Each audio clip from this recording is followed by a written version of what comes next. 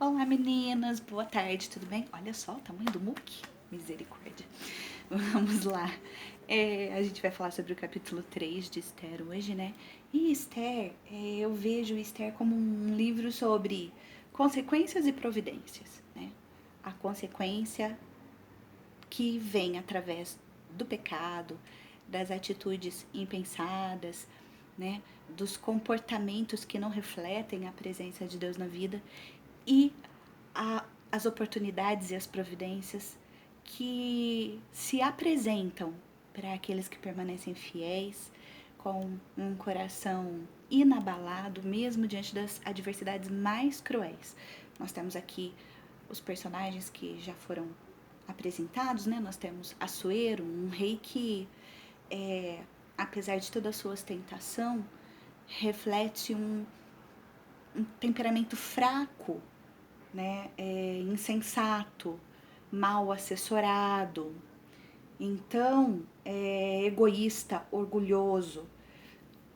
Você vê que em 2 dos banquetes que ele deu, ele gastou 187 dias do reino, né? Servindo dos trabalhos do reino, das custas do reino, dos impostos, dos humildes do reino, servindo fartamente os seus nobres de bebida, de comida, né? Nos 7 últimos dias aí do banquete, ele abriu para toda a nação, do menor ao maior, a quem quisesse participar, né? É, e temos Vasti, a sua rainha linda, bela, formosa, eu imagino ela assim toda leve, maravilhosa, educada, com aquela postura, né, nobre. E é então intimada a comparecer no final da festa, eu imagino naquele pátio do palácio, assim. Eu imagino aquele monte de bêbado caindo, rindo, com os comportamentos mais inadequados possível, até com episódios de selvageria, né? E ela tendo que se apresentar ali para ser exibida como a esposa troféu do rei. Não basta ele exibir suas riquezas, toda a opulência do castelo, ele tem que exibir sua esposa.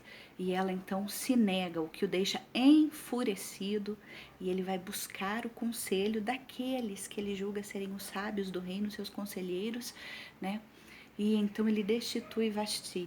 E aqui a gente vê que quando o orgulho de Assuero ele se choca, com o orgulho de Vasti, se choca aí com a arrogância de Assuero, né, ou Xerxes, como ele era também conhecido. Naquela época eles tinham os nomes de várias origens, né? E quando a soberba dele e o orgulho de Vasti se chocam, há 2 consequências e 2 perdas, né? Assuero perde sua rainha, sua esposa troféu, e Vasti perde seu trono, né? O seu reino, assim como os privilégios que ela tinha ali. Dessa consequência, no entanto, nasce a oportunidade de Esther.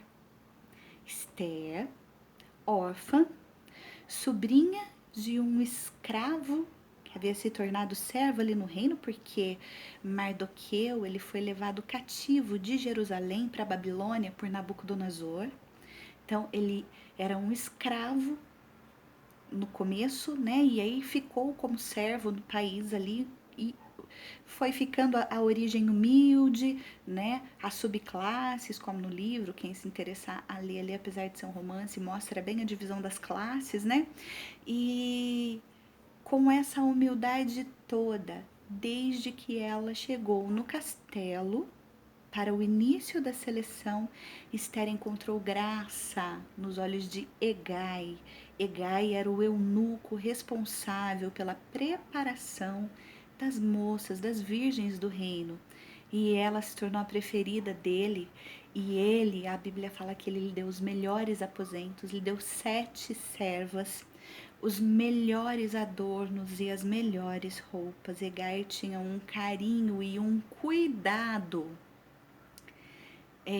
maior com Esther, né? E e ela já começou a ir alcançando o favor, né? Eu não sei se vocês sabem ou se atentaram, no livro de Esther não é citado o nome de Deus, mas a presença dele. Ele é tão presente na narrativa da trajetória de Esther que é implícito ali. É quase palpável a presença dele. Bom, nesse período, Mardoqueu passava por ali do lado de fora do Pátio das Mulheres todos os dias, né, para ter notícias de Esther. E numa dessas oportunidades, ele ouviu falar sobre a conspiração contra o rei. A própria guarda do rei, pessoal do rei, talvez impelida, e isso nos mostra que o rei não era sequer amado pelos seus, arquitetava o assassinato do rei. Mardoqueu então avisa Esther, que avisa quem de direito, e esse plano é frustrado. Veja bem que aqui a providência aparece antes da necessidade. Antes da necessidade. Esse ato de Mardoqueu salvando a vida do rei vai para os registros e vai gerar para o rei uma dívida que vai ficar esquecida até que seja necessário que essa dívida faça a diferença no decorrer da história, e isso vai ser falado mais para frente nos demais capítulos, né? Então, olha só, a providência veio antes da necessidade. O rei, durante esse período, coloca Amã, né, como num posto de vizir, que eu imagino que seria hoje, mais do que vizir até, porque ele seria um ministro-chefe da Casa Civil, conselheiro pessoal do rei. Conselheiro pessoal, olha as escolhas, né? Quem é que cerca ali quem está numa posição de liderança. Abaixo do rei o poder era dele, e para reforçar esse fato, o rei ainda ordena que todos se curvem perante a presença de Amã, uma coisa que não era naquela época exigida nem mesmo para o próprio rei. Né? E ali tinha um vestíbulo, né, naqueles palácios antigos, onde os nobres, os oficiais ficavam esperando para serem atendidos pelo rei. Alguns ficavam perambulando por ali, e era o caso de Mardoqueu, que eu creio que após esse episódio com a guarda tenha tido algum tipo de reconhecimento ali da guarda do rei que permitia que ele ficasse nesse vestíbulo, né? E Amã passava por ali, todos se curvavam, menos Mardoqueu. O nariz empinado de Amã não permitiu que ele visse que Mardoqueu não se cruzava, não se curvava, mas sempre tem aquele abençoado puxa-saco disfarçado de amigo, chupim de quem tem algum tipo de poder, que vai lá querendo puxar o saco. Viu? Você viu? Aquele homem não se curva. Ele não se curva para você, nunca vi ele se curvar. Que falta de respeito, falta de consideração. Como é que você vai tolerar um negócio desse? Um homem, gente, um homem que não significava nada para Amã. Mas aí veio alguém e disse, aquele judeu, o Mardoqueu. A ira de Amã se acendeu por 2 motivos. O primeiro motivo era porque no orgulho dele, ele não admitia que existisse alguém que não se curvasse perante dele. Era uma ordem do rei, né?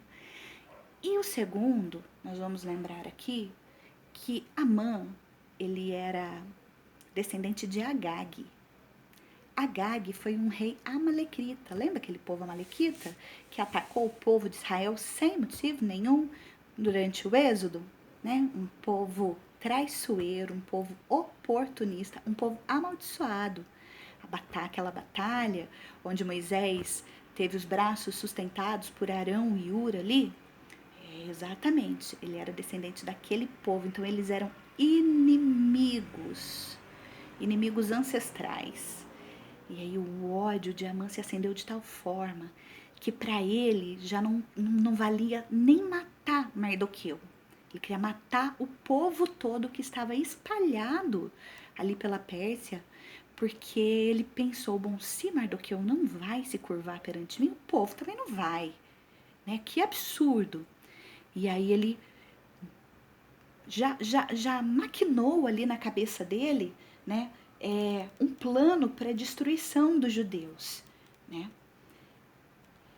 Bom, Amã, com o coração pesado de ódio, então, Era o mês de Nisan, primeiro mês do ano, que é mais ou menos essa época que nós estamos, março, abril. E eles tinham lá na cultura deles o fato de que eles acreditavam que nesse mês os deuses se reuniam. Então eles lançavam o pur, eram os dados, para saber a sorte para todo qualquer tipo de assunto que eles quisessem. E Amã lançou então os dados para decidir qual seria o melhor mês para o massacre dos judeus. Agora eu pergunto para vocês, quando ele decidiu que ele queria matar os judeus, por que ele não foi logo falar com o rei e já não matou imediatamente? A consequência do ato de idolatria de Amã, proporcionou o tempo necessário para o agir divino, incomodando o rei para que ele se lembrasse daquela dívida antiga que ele tinha com Mardoqueu. O rei nem sabia o que estava se passando, né? O rei não sabia a origem de Mardoqueu, o rei não sabia, né, que o homem que futuramente ali ele iria honrar seria o homem a quem Amã se referia ali para matar, né? Bom, o rei, mais uma vez insensato e consequente quando aconselhado ali por Amã, gente, tinha tamanho ódio que ele ofereceu 350 toneladas de prata do tesouro próprio dele para acabar com os judeus. O rei, inconsequente, insensato, mal assessorado, recusou, e não só recusou, né, as riquezas de Amã, como deu para ele o anel que tinha o selo real. Esse selo, em qualquer correspondência, era a voz do rei, era a palavra do rei. Ele deu um cheque em branco e assinado para Amã fazer o que Amã quisesse com o povo judeu. O decreto de morte, então, foi publicado sobre a vida dos judeus e, mais uma vez, Amã e o rei se sentaram para beber. Bom, nós temos aqui um reino rico, entregue a um líder beberrão e ostentador. Nós temos um funcionário do palácio desqualificado para o serviço que lhe foi confiado e agindo para fins próprios e não para o povo. E nós temos a história de um servo e sua sobrinha órfã, desfavorecidos na sociedade, mas confiantes em Deus e com o favor de Deus na vida deles. Embora nenhuma linha, como eu já disse, embora não seja encontrado no livro, a menção, né, a Deus, a providência dele se fez presente. E eu queria traçar aqui um paralelo sobre a liderança de Assuero e a liderança de Esther, que ainda não se apresentou até o momento, e eu peço que vocês me perdoem, mas em poucas palavras aqui, em alguns lugares a gente já vê que Esther acata, né, os conselhos, ela os segue. Né? Nós temos Assuero, que, como eu já disse, é descrito como um rei que vive para os prazeres da vida, beberrão, mulherengo. Tinha uma rainha principal e tinha um harém, gente. Era comum naquela época, mas vamos combinar, né? Era impulsivo, eu imagino ele tão arrogante e insuportável que nem a própria guarda dele o amava, né? Como conselheiro principal, ele escolheu um homem egocêntrico, vingativo, não teve visão para ver que esse conselheiro agia, né, para si próprio, para os seus interesses, e mascarava esses interesses com frases lisonjeiras, manipuladoras ao rei, um comportamento muito, mas muito. Quer dizer, a gente quase não vê esse tipo de comportamento, né? A Esther, por outro lado, era humilde, temente a Deus. Na condição de serva naquele reino, ela era aconselhada pelo seu tio. Ela não desprezou nenhum dos seus conselhos, apesar de ela estar dentro do palácio e já ser, o ser benquista, ou mesmo depois como rainha, o poder não lhe subiu à cabeça. Né? Mesmo quando ela estava na seleção lá para a nova rainha Egai, ela podia na seleção ter pedido um monte de coisa para o rei em benefício próprio, em benefício dela e do tio. Ela não pediu nada, ela seguiu os conselhos de Mardoqueu, seguiu os conselhos de Egai, foi a escolhida como rainha, ela nada solicitou, e quando precisou do favor do rei, foi para o bem de todo um povo e não para benefício próprio. É uma reflexão muito curta, eu falei tudo isso para chegar nesse ponto específico. Eu queria deixar aqui 2 perguntas, né?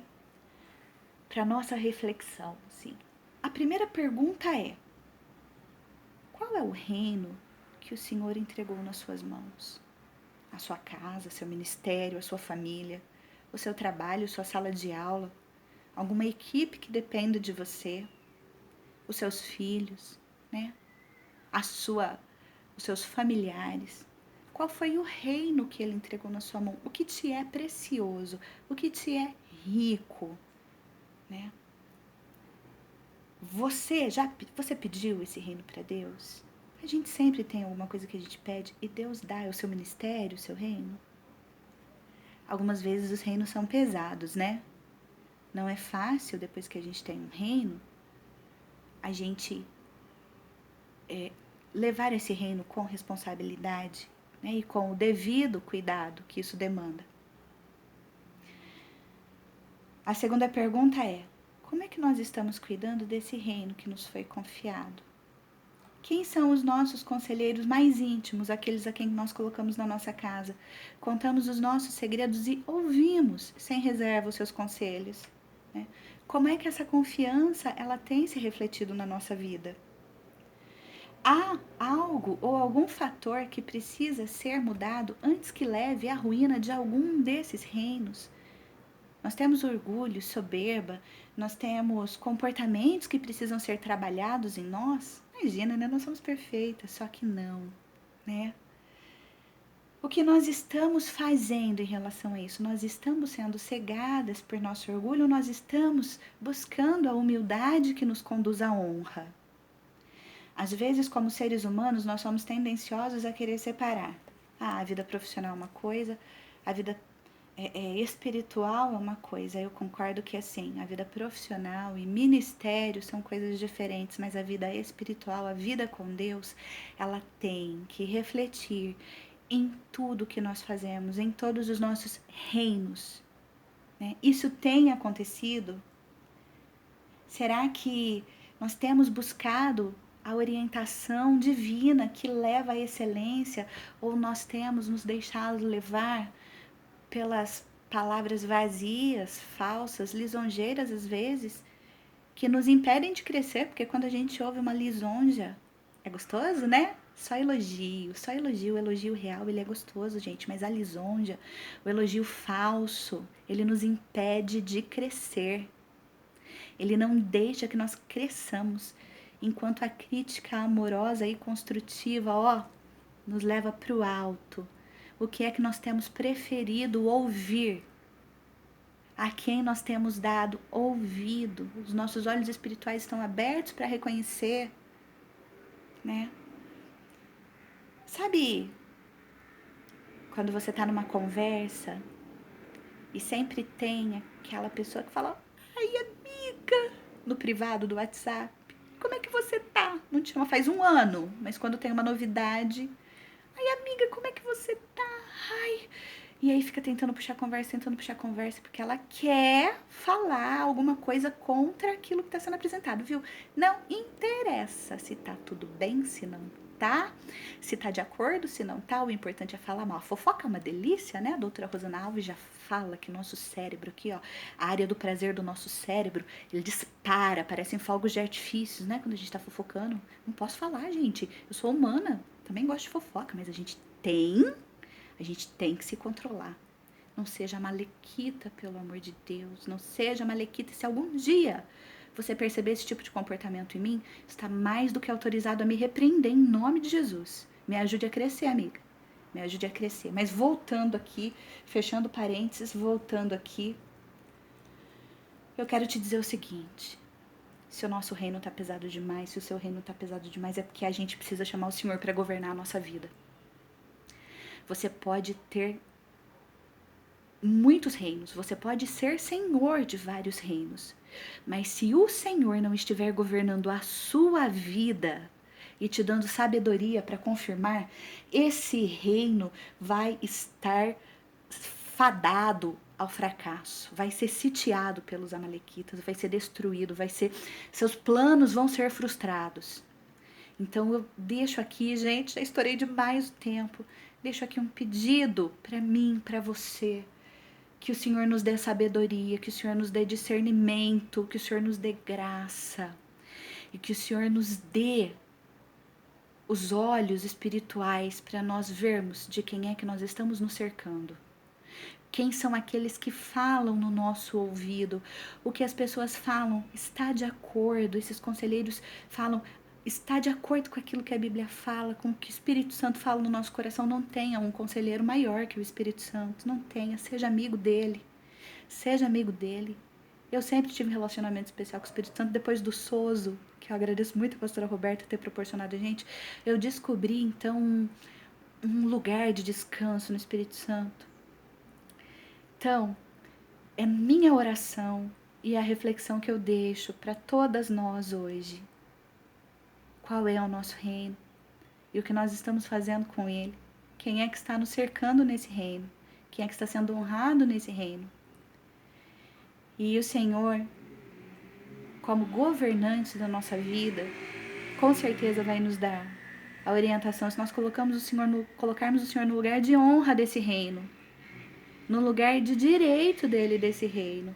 Os nossos projetos serão bem-sucedidos em nome de Jesus. Um beijo no coração. Fiquem com Deus.